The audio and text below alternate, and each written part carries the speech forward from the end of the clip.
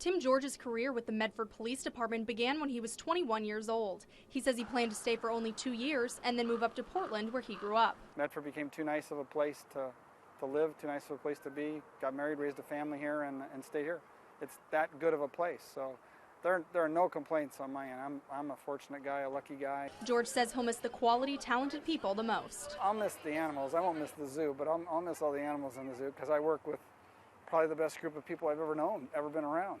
Mike Jackson has worked with George at MPD for 18 years. He says the department is sad to see the chief go. MPD without Chief George, honestly, nobody knows what that's going to be like, because when Tim George started at MPD, none of us were here.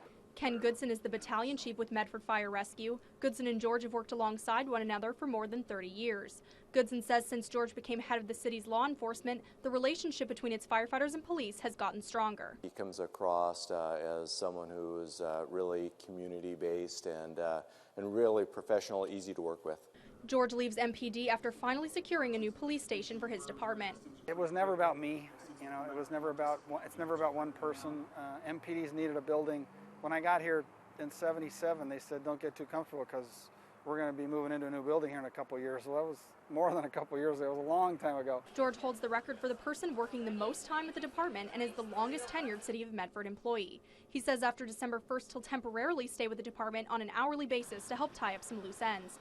Officers say it's up to the city manager to find an interim chief. It may be months before someone permanently fills George's shoes. Covering your news in Medford, Megan Allison, News 10.